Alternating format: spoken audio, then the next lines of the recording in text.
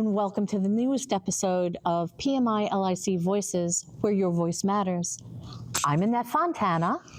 And I'm Reino. If you all caught our first episode, you happened to see that we had a little bit of a technical difficulty because, and I'm going to use my spiritual Valley Girl voice, like Mercury was in retrograde and like the energies were just so off and the cameras just decided to go goodbye. But honestly, we had a lot of fun doing the review of that because isn't that what project management really is all about?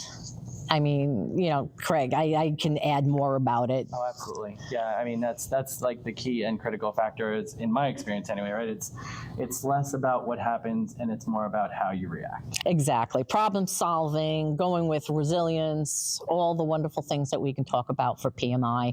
And we were grateful for that opportunity to see it in action. So, and again, we're excited here to be here for episode 2. I even got my hair done for the occasion. I just feel really glamorous about it. Only podcasting was always so glamorous. Yeah, I appreciate that. Just remind me to get you the white cane and seeing eye dog for your birthday at the end of the month. Okay, so since we're all into humor and laughter, Craig, I have a joke for you. Hit me. Why did the project manager go broke? Because he kept working for change. Oh boy. Yeah, I know. That was bad, but hey, we're going to do what we have to do. Now, let's get to the main event. We are very honored today to have a special guest, Bernie Blanchard. And you may know that name because he is the Long Island PMI chapter president and a true leader in project management with us.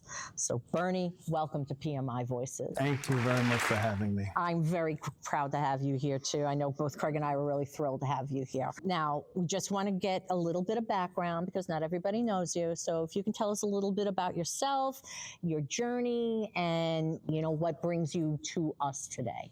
I started out basically in the IT field in the late 80s and into the 90s and graduated to basically a manager's position for a media company in New York City, in which I worked for 15 years. And after those 15 years were done, after just implementing Oracle Financials, I was shown the door.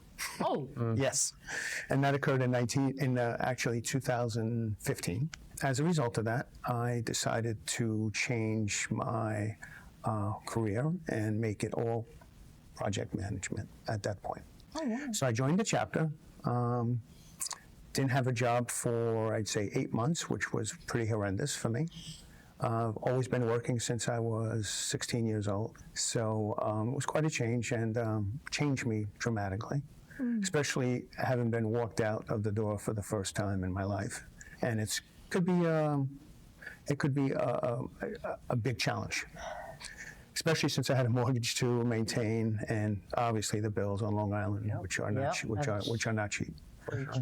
So since then, I was able to get my PMP certification and had various project management jobs until 2022, in which I'm presently working for Northwell as a project manager. Very nice. Yep.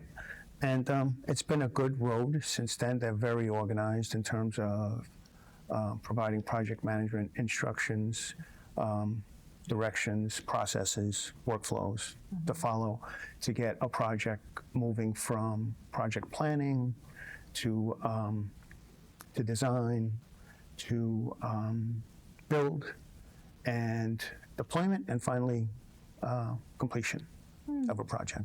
Very cool, very cool. And when did you join the PMI? In 2015. As a matter of fact, I joined PMI specifically for not only direction in terms of project management, but also looking for a job. Just like most everybody else does. I get it.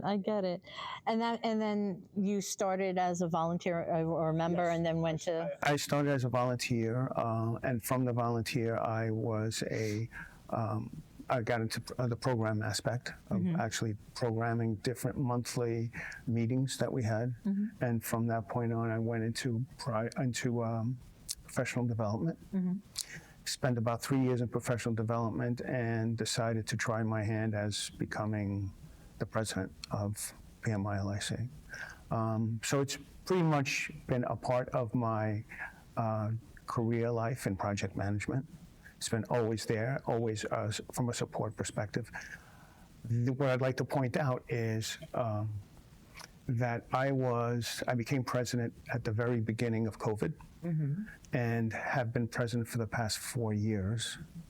And it was quite an experience going from having in-person meetings to suddenly a complete shutdown, and slowly but surely getting PMILIC back into having in-person meetings, which is still challenging even to today. And it's changed project management overall. I have never seen an office on a daily basis since, I could say, March 19th, 2020. And my office has been the office that I have in my home since then. So there are good things, there are bad things. I don't like being at home all the time, working. I don't mind working, it's just that being at home can offer a different sense of wanting to go out there and interact with my fellow team members from my work. Yeah. So whenever there's an opportunity to go out and meet them, I do. I meet new team members because there's so much of a time frame from when you see your team members again, but you see them every day on the different softwares that we use to communicate. Well, I'm going to tell you, first off, thank you very much, because I know I've worked closely with the board members since my starting 2 years ago, and the energy and dedication that goes into leading our people, from other board team members to the teams to just general membership. I know that how intense that can be, how exciting it can be, and how engaging it can be. I really love just watching you in action. I've worked with Craig on projects and presentations like this prior to the podcast, because as our audience knows, Craig and I had worked together for 4 years. Before I was let go in 2024. And it's always been, something that I've always wanted to get back into. And he was smart enough or crazy enough, or I should say quirky enough, to bring me into the project management team. And I've loved it ever since I've been in. And one of the biggest joys was seeing how engaging you are, and knowing that there is somebody with the same kind of energy I have, which is... Thank you for that. I appreciate, welcome. I appreciate that. Nothing but the truth coming out of this mouth. I'm going to tell you that. So I'm curious, because I know you are chapter president. What exactly inspired you to run for president when the time came? Was it other people convincing you, or was it your own energy and passion to want to be part of it? Well, I say a combination of both. The essence and feeling that I have about my fellow project managers on Long Island is that whatever PMILIC can do to keep them engaged, to make sure that even if they don't have a job, then consider volunteering for the PMILIC to give them some sort of purpose. And while a member of PMILIC, to see what we can do about providing further education, certifications, the PMP certification. One of the things that I do on Sunday mornings between 9 and 10:30 is basically prepare folks that are about to take the test to take the certification test. There's different aspects of taking the test. There's a submission that you have to PMI for taking the test. There's also the actual taking of the test. When I took the test, it was actually 4 hours, and they would not. It's 200 questions, and they would not let you out to take any kind of a break. It was straight. These days, things have changed dramatically in that aspect. They give you a break and other support support measures to make sure that you can complete the test in time. There's a difference between preparing and knowing the technical process of certain terms that they're going to be looking for on that test. And these days, they seem to be more agile focused, as of course, waterfall. And so that particular day that you actually take the test itself is you're going into a classroom type where it's extremely quiet, and that could be nerve-wracking into itself as well. It's not like you do have an opportunity to take the test at home, but they situate cameras on you that limits what it is that you can do while you're taking the test. Any surrounding documentation that you either have on the walls, they try to look for and tell you to take it down. So it's quite the dramatic experience just taking it on the day of test itself. So we try to prepare you for that, for what you don't know is coming at you. It can relate to the testing. In my own certification testings for cybersecurity, it is very daunting, and you know the answers, and then 30 ways to Sunday, you see that test in front of you. Sometimes you draw a blank. So going back into your original question in terms of what brought me to take this position really is, even though I was heavily involved in the professional development aspect, especially the technical aspect, I also was asked to take the position. Typically, you get voted in. Right. In this particular case, we had a current president that had an emergency type of situation in life. So he had to basically bail out of the position. And the consensus was to ask me to take it on, which I did initially unwillingly, but as I grew and became and saw what the responsibilities were, realized that I can make an impact, and so I stayed on. As a matter of fact, typically the duration for the president is 2 years. After the initial 2 years, being that we were still practically in COVID, I decided to just continue on for. This is going to be the cap right here. As a matter of fact, I am actually, June will be my last month as president of PMILIC. That's right. Yeah, I would say, if there's a theme that we are building upon on these set of podcasts so far is there is a lot of it's not what happens, it's how you respond situations, right? And kind of to turn that corner a little bit, what's one project you could speak to that you give you the biggest takeaway in your career to date? Okay, so it really is on the platform known as visitation management. Visitation management, so working for Northwell, I am basically a project manager for replacing software, hardware, systems. Currently, Northwell's going under a huge undertaking going from what they used to be legacy systems to this new type of system called Epic. And that's a motivation. That is basically the types of projects that I am working on today. But going back to your question, Craig, in terms of the project that I felt I most contributed to while at Northwell and basically am holding my name to is, again, visitation management. So visitation management is providing access to any patient or visitor that enters a hospital.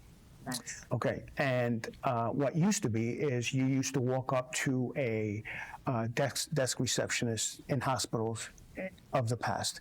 And very much like what you see at airports today, certainly there's been a big change from walking away from the desk receptionist and going into a kiosk and checking in, pre-checking in, and then going to the kiosk on the day of your departure. Same philosophy, but imagine it inside a hospital, where you're walking in and you're no longer going to the desk receptionist because they know that you have an appointment, a patient appointment, always accompanied by a visitor. You have the opportunity to go straight to the kiosk and check in instead of having to spend maybe 5 minutes with the desk receptionist, giving them your credentials, which is typically your ID card. Now you could take the ID card, insert it into the kiosk, and any support mechanism that desk receptionist used to give now is done all within the kiosk. That's fantastic. Yeah, so what used to take 5 minutes to get through, and then after you're given a badge, and that badge scans into a turnstile. All that is done now with the kiosk itself. Very cool. Very cool. So you walk in with a scan with a badge that was emailed to you from the visitation management system. You scan it along the kiosk. It prints out an additional badge that you could use immediately on the turnstile, basically. So between all the hardware, the technology, which was provided by the vendor that I worked almost 2 years with, I had successfully, along with my management at Northwell, implemented what they call is CloudGate Visitation Management in North Shore Hospital. And to this day, we went live on August, never forget it, the 13th, 2024. And Is that Friday? That was no. Usually Tuesday. No, it was a Tuesday. It was a Tuesday. See? It was a Tuesday. Sidekick. It was a Tuesday because hospitals don't like to do anything new on a Monday, and certainly will never do it before a weekend on a Friday. Okay. Good So plan. Tuesday went in on August 13th, and since that time frame, we are close to. That system has provided close to 1 million access to 1 million patients and visitors. 1 million. Wow. That's amazing. That is unbelievable. Yeah. In just less than 2 years. That's incredible. So that's been the big project for me. And since then, as a result of installing these kiosks at North Shore, other hospitals have visited what's been put in place there. Let it be not even necessarily hospitals in Northwell, but hospitals from other, like Mount Sinai. They've gone in and looked to see what we've done there, and tried to basically put the same solution in place for their hospitals. You know, I'm speaking in our January session, and I'm actually going to touch on one of the points you're making here, which is, you know, in many of the roles that I've been in, that's such a critical factor, right? When you find a team or a solution that you can point others to is such a margin for success. So many other teams can learn from that. That is just really a wonderful thing to be able to showcase, for sure. Yep. Yeah. Absolutely.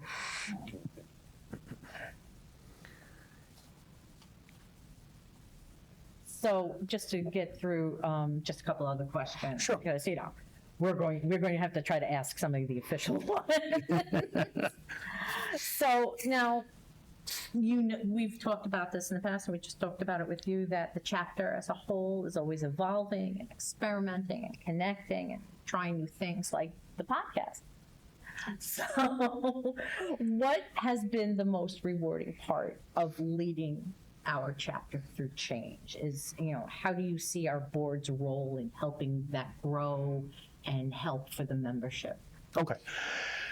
That's a good question. Part of the workflows that we go through, some of the workflows that we go through, involve creating new initiatives for chapter members.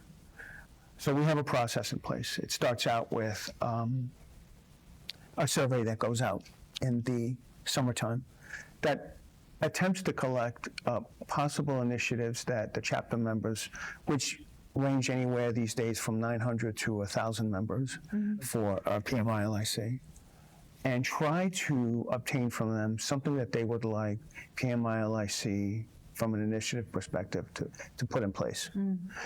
And not only do we devote a survey that goes out, and the survey goes out numerous times to make sure that we try to get as much feedback as we can. The first meeting that's held in September of that year, that particular, which is basically our new year when it starts, the PMILIC year, basically, it's 12 months, but active really 10 months from September to June. It's not like we take a pause or a rest. We just take those summer months to gear up for the next year that's coming. But anyway, during that course of that September meeting, we engage in person the chapter members to give us additional possible initiatives that they may want to see. And from that point on, within the next couple of weeks, and typically what we like to do is close it up before the month of November, we meet internally in what we call tactical sessions. Right. And where we review what those initiatives are.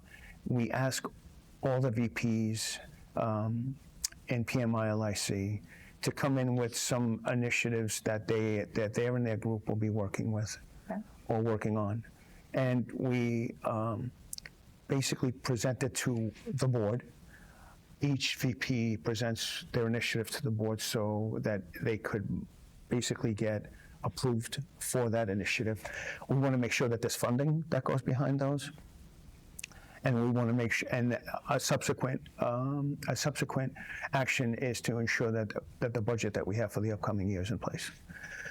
So this year we held those sessions, and we were able to collect up initiatives. In addition, I know Craig Reino is here, but during this, We can just do this. yes. But during one of the tactical sessions that we held, it came to our attention that we were lacking in a technology piece. And as we all know, Craig has an acumen for the technology aspect. So we took the initiative to ensure that maybe by the end of this year, we'll create a new VP position, have Craig shift over to that technology aspect, and give somebody else an opportunity to be on the board.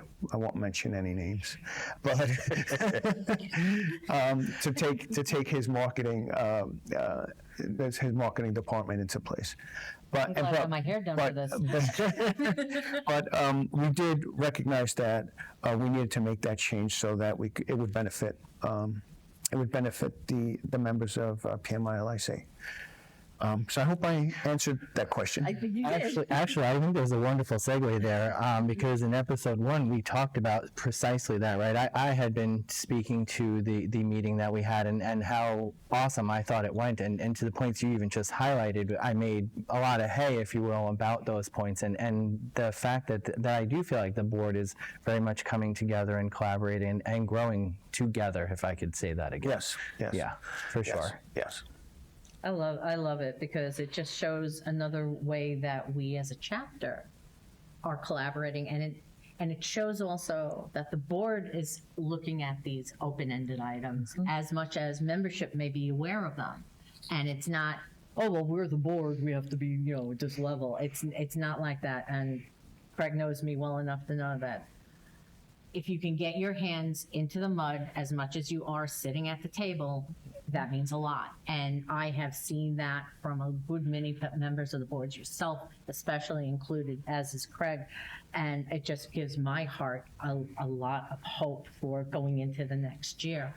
And, I'm Annette Fontana and I approve this message. I mean, I might as well start politicizing that. But one of the things that we notice is that, the magic happens when people stop sitting on the sidelines and they start getting involved. And even if it, like I said before, even if it's just a little bit at first. So what advice would you give to somebody about coming on and volunteering or joining the board for the first time? Because some of us may be joining the board for the first time and we'd like to know a little bit more. First of all, there needs to be an interest from that person. From a board perspective, the way that we'd like to bring members on the board or becoming a member of PMILIC is we always provide the opportunity of volunteering. You don't have to volunteer and obviously be a member, you don't. But as you were stating before, volunteering could lead to bigger and better things in terms of not only helping yourself, but also helping PMILIC overall. So the advice that I would give is what we'd like to do is, if you like to get on to the board and become an active member of the board, we provide you with some sense of responsibility. We review, based on tasks that we give you, how you respond to those responsibilities, how quickly you either get them done, or what means you're utilizing to get to a solution. And sometimes we could help there if you vocalize what it is that you're looking to do. And then based on those results, we recognize that maybe you may have a higher calling and maybe go on to the next level within the board. It's highly unlikely that we would ever provide some sort of board position to someone, to a member that is not. But we've done it in the past because we've been desperate, and that's occurred, believe it or not, last year. We actually have a VP board member, not to say that it's impossible, that was not a member, maybe could have been a member of the organization, but transcended to a VP's position just based on the experience that person had. And she happens to be the VP of programs and is working wonderfully for us. Yay, shout out! We will say the name, Eliana Boyd. She is fantastic. I've been able to work with her offside with a couple of things, and we just really have a similar mindset. Craig has also worked with her, and I think I can speak for you also. She's fantastic. She's fantastic. Absolutely. And I want to mention also along those lines that part of the reason for my successfulness in PMILIC has been that I've always had a board that I can go back to and ask questions if I don't know, because I'm the first one, and Craig will attest to this, I'm the first one to ask a question that needs to be asked, and not be worried about it, about how dumb I look or ridiculous it may sound. But I'm typically the first one. If I don't know, I will ask. If I don't know, I will ask. That's very good advice for anybody. I want to mention, and along the same lines with Eliana Boyd, as you mentioned, is that part of the reason why I've been so successful is that I've been able to bounce back ideas not only on the VPs that I have on the board, but also past presidents, and such as Barbara Falsey, such as Sin Nisco, and as strategic advisors such as Jeffrey Stern. Yeah. So I've been able to bounce any issue that I've had, even in front of the board or outside of the board, if I have an issue that needs immediate attention. So having the old guard there, per se, provides me with either using their solution or devising a new solution that's going to work. That's fantastic. It's always good that everybody is open-ended, and I agree with you about not being afraid to ask questions. I would rather have somebody come to me, or I would be able to ask multiple questions. Even if I'm like, should I ask this? I would rather ask that question and get an answer so I understand what's going on, or I know a direction to go, than not ask that question and have things blow up. Yeah, I would clearly say the worst questions I've ever heard of are the ones that don't get asked. Right? Exactly. Those are the errors that really get forced onto a team. And actually, if you don't mind me adding, because I like that concept of, it's the people you surround yourself with. Again, the presentation I'm putting together, because it's top of my head this week and all, is the fact that I've been lucky in my career to be surrounded by, present company included, people that have talents in very specific areas and work off of those energies, and it really does go so far. And I'll even take it to the fact of, I'm more lucky than smart, is the way I like to say it. I'm going to give you the $1 after we're done with this, but Not just about you. What do you mean it's not just about me? There are others. But, oh my God, how could there be? No, in all honesty, I feel the same way with you, because you know my history. I've worked with some incredible people, and the most profound relationships that I've had in my business venture are the people who are willing to ask the question. And that means a great deal, especially when you're leading a team. I've led teams in the past from as small as 10 to as many as 60. And it is a person who doesn't ask the question is usually the one that doesn't get it. And I've said it before. Ask the question. I don't care if you want to know why the sky is blue. Ask the question because it means a great deal. It's the good old assumptions. Exactly. Now I'm going to ask you one more question, then we're going to have some fun. Ooh. So this is more of the, and I'll look into the camera, the philosophical one. So namaste to my friends.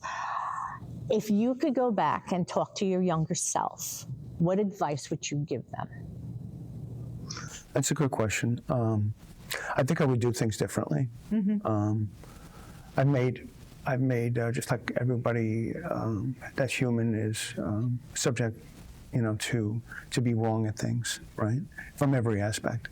So the advice that I would give someone is basically to go with your gut in terms of what you feel, and try to take in as much input as you can before you make a decision. If I had to do things over again, I would get into project management a lot earlier in my career than I did. And I think spending 15 years at this media company, which I had to take the Long Island Railroad to, for 15 years, really took years out of my life, from physical to mental. I'm with you. I did the LIRR for a long time. And Wow. Yeah. So that alone is an adventure. Aside from the adventure that you experience in the city. But I think I would have taken, not spent 15 years, but actually making the effort to get it, of looking for a job locally here on Long Island earlier, and making the decision that I did, changing my career from IT to project management earlier on. There's so much to be gained, and you don't really realize it until, in retrospect. All the life lessons that project management provides for you, not only at the workplace, but at home, everything that you do, So that is really, that I would have changed my career earlier if I had to do it all over again. Oh, very, very profound, my friend, very profound. And now we're going to have fun. So we decided, Bernie, because we know how well versed you are in subject matter, we wanted to see if we can have a little fun and throw you off a little bit. So we decided to establish a lightning round. We're going to hit you with a couple of questions. We only have 10, so it's not going to be, it's not going to be big. No, and as close to short answers as possible. There's going to be one or two you might have to actually run a sentence, but it shouldn't be too bad. So, ladies and gentlemen, the lightning round. You ready? Okay. First question: coffee or tea? Coffee. Early bird or night owl? Early bird. Favorite productivity hack? Taking a walk. One app you can't live without? Word. If you weren't in project management, what would you be doing? In the military. Favorite book or podcast right now? Yours. Thank you. What's your go-to to de-stress after a long day? Again, taking a walk. Okay. And if you could instantly master any skill, what would it be? Learning Chinese. Question 9. What is your guilty pleasure snack during working? It's not a snack, it's a drink, club soda. Okay. And the last question, if your workday had a theme song, what would it be? Rocky. I love it. That's excellent. That's the theme song to Rocky. That is awesome. So the question I asked Craig in our first episode, and this will be the last question that we hit you with. What's the one thing about you that our divine audience would find surprising? Spent 8 years in the military in the Marine Corps. Definitely thought about that as something to do for my career, but realized that I will never make $1 million in the military. So I got out of it and have pursued that dream ever since. That's wonderful. That's wonderful. Well, Bernie, thank you for your service. Thank you very much for your service. And before we sign off, we're just going to take a moment here and we're going to just do some announcements. The PMI Expo, or PM Expo, is the world's largest virtual project management event. And best of all, for our members or for any member of the PMI, it is free and open to everyone. What they call it PM Expo, PMXPO. The 2026 one will be held on the 26th of March, oddly enough, bringing it a full day of expert-led sessions focused on world project management skills. You're going to be able to gain fresh experiences and perspectives and grow global connections. And again, absolutely free. For a couple of the details, it does take place, again, I said March 26th from 10 a.m. to 2:45 Eastern. And to secure your spot, all you have to do is register. And the registration links are going to be on the PMI website, as well as on our Facebook and LinkedIn PMI LIC pages.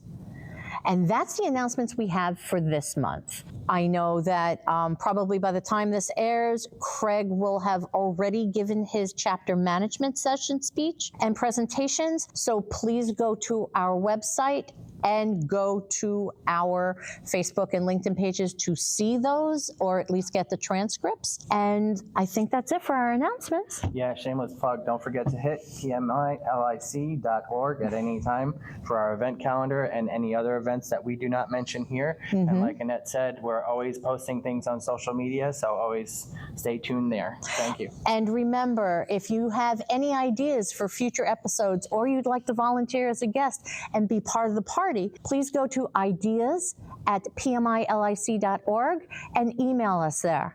And that's this episode of PMI LIC Voices. Once again, thanks to Bernie Blanchard, the PMI LIC president, for joining us, and again to the Lindenhurst 1421 Moose Lodge for allowing us to have the venue space. And a huge shout out one more time to our podcast crew, and most importantly to you, Craig, for riding the wave with me. Glad to be here. Thanks for having me, Annette. You're welcome. And that's PMI LIC Voices, where your voice matters.